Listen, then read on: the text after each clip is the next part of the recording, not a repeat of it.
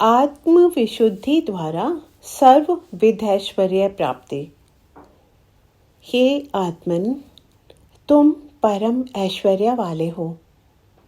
हे इंद्र, तुम हमें सब प्रकार का ऐश्वर्य दे सकते हो।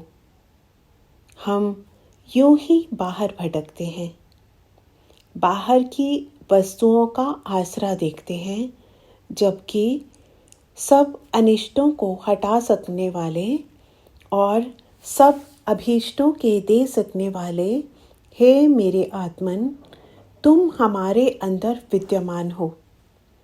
फिर भी हम में तुम्हारी जो यह शक्ति अभी प्रकट नहीं होती, उसका कारण यह है कि हमने अपने अंदर तुम्हें शुद्ध नहीं किया है। हमने आत्म विशुद्धि प्राप्त नहीं की है। जिनका आत्मा शुद्ध हो जाता है, जो तपश्चर्या द्वारा व निष्काम कर्म की साधना द्वारा या पवित्र साम उपासना द्वारा अपने राग द्वेष की मलिनताओं को, नानाविध विषय वासनाओं की अशुद्धि को और अज्ञान मल को हटाकर आत्मा को विशुद्ध कर लेते हैं, वे आत्माराम हो जाते हैं। वे अपने विशुद्ध आत्मा को पाकर फिर अन्य किसी भी बाह्य वस्तु की अपेक्षा नहीं रखते।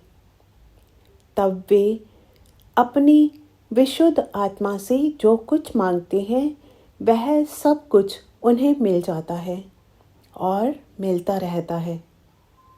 निसंदेह हे आत्मन, तुम शुद्ध हुए हमें सर्वविध ऐश्वर्य दिया करते हो।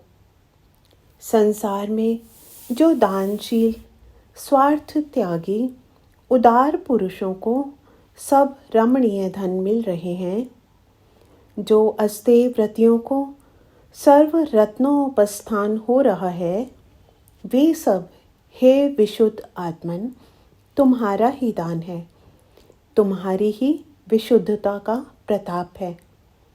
विशुद्ध हुए तुम तो सब विघ्न बाधाओं को भी मार भगाते हो, सब पापों का नाश कर देते हो, सब वृत्रों का हनन कर देते हो, सब रुकावटों को दूर कर देते हो। और अंत में हे शुद्ध इंद्र, तुम हमें सर्वश्रेष्ठ ऐश्वर्य को, वाज को भी देते हो।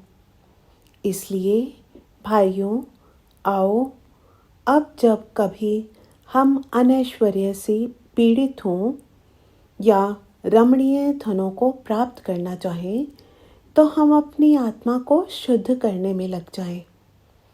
जब कभी वृत्र के प्रहारों से आक्रांत हों, तो इस आत्म विशुद्धि के हथियार को पकड़ लेवे। और जब कभी सर्वोच्च ज्ञान बल की आवश्यकता अनुभव करें, तो भी आत्म शुद्धि की ही शरण में जाएं, आत्म शुद्धि का ही आश्रय ग्रहण करें। ओम।